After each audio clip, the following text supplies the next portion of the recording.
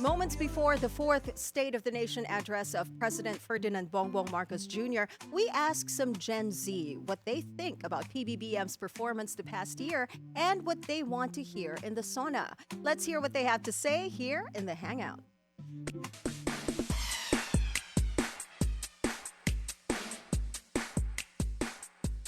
Joining us today, we have John Hendrix Perez of Batangas State University, and we have Ruzzel Frijas from De La Salle College of Saint Benilde joining us via Zoom. Right. Ruzzel, can you hear us? Yes, loud and clear po. Hi. So we have Okay. Ruzzel and we have Hendrix. So I call you Hendrix. Yes. And sure. Hendrix looks so familiar, no? Parang nag-appearance ka na dito sa show before na birthday ni Paolo. I can't remember. Ikaw ba yun? Ako rin, hindi ko maalala eh. But so anyway, we would love to hear your thoughts before we ask you what you want to hear and what you don't want to hear sa SONA ni President Bongbong Marcos today. First, let's ask you, Hendrix muna. What did you think of the President's performance the past year? I think that it's nothing but being bold. It's very bold, to say the least. It's also responsive, but not really proactive. I would describe it like that. Alright. And also, yung pagkilos po kasi ni President Bongbong Marcos is, I think, in a Gen Z perspective, is marami naman po siyang naipasang batas. Marami po. But I don't think na this really addresses the root causes of the problems that we're facing here in the Philippines.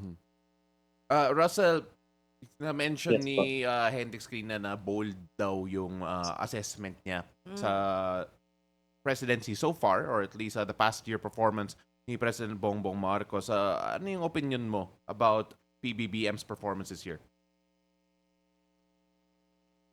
Yes, hello. Rinig po ba ako? Yes, we can hear you. For me, I agree with the statement of the first person. I agree na bold po yung mga nagawa ni President Marcos during his previous years. And at the same time, may mga nagawa rin naman po siya mga kakaiba na hindi expected after yung karamihan na gagawin. Halimbawa, yung sa pagpapasara po ng mga pogo, and specifically yung statement niya po ng UNGA sa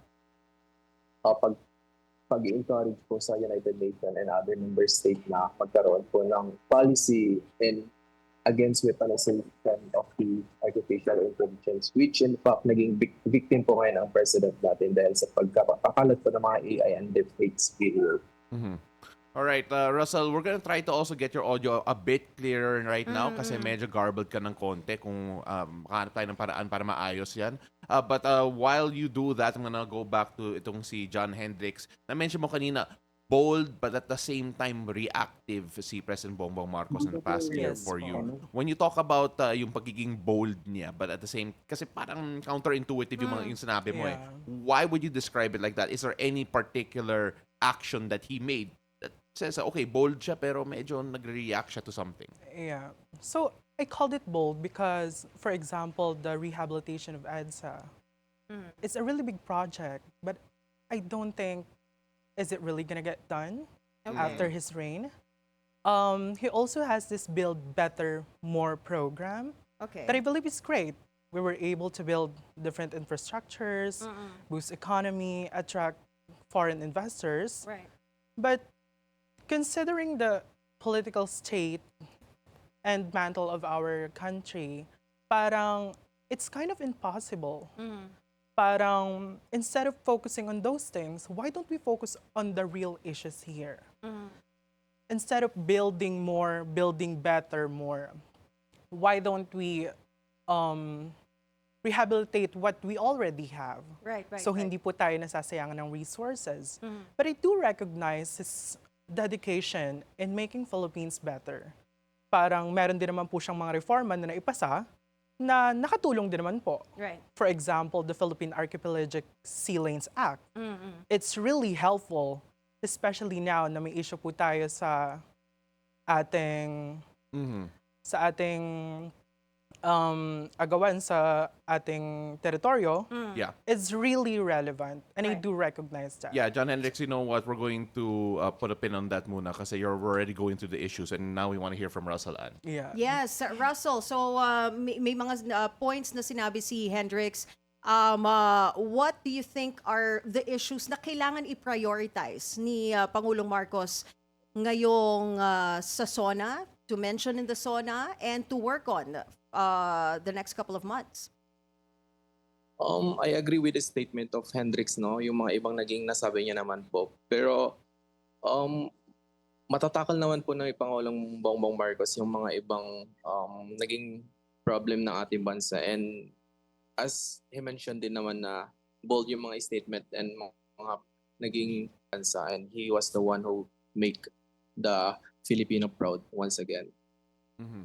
Russell, I just want to touch on that as well kasi na-mention mo yung teritoryo, the territory in particular. Pabor ka ba sa last meeting niya when it came to President Donald Trump, especially in the US, considering there have been quarters na nagsasabi na we did not get a good deal out of that in terms of yung trade, but at the same time, there are also members of the Senate considering na they want to hear more about the details from this deal, especially when it comes to any potential territorial dispute as well dito sa West Philippine Sea. Ano yung take mo from that meeting in particular?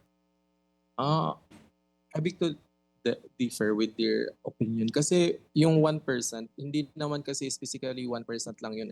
Kabuuan po yun ng isang mas malaking deal pa ng ating bansa with the United States of America. And patungkol 1% or 19%, but more on the kabuuan ng naging deal with the Right. United States. And in terms of the security and national defense with the America, sila po kasi yung traditional ally natin. And they have been our partners during the previous war. So I think they're given us a lot of the modern type of war. Tawag din, mga sandata in terms Yes, of protecting yes. our sovereignty. And some of them are hindi pa nga actually available sa ibang mas malalakas na bansa na kaalyado natin katulad ng Japan or the South Korea. And in fact, the Philippines one of the first beneficiaries of the Russell, that's an interesting point here. But of course, si Hendrix, I'm sure, has something as well. Yes, Yeah, sure. Thank you, sir. we're running a bit out of time. Yeah. But to wrap things up, but we do have a last question. We'll Of throw course. that later. Remind me, I might forget. But gusto kong malaman. Let's start with Hendrix. If you could come up with a letter for the president, dear Mr. President, what would it say? Dear Mr. President, I would like to say that I really hope na in the next 3 years of his term, sa natitira pa pong oras, I really hope na we get to tackle and address the root of the problem.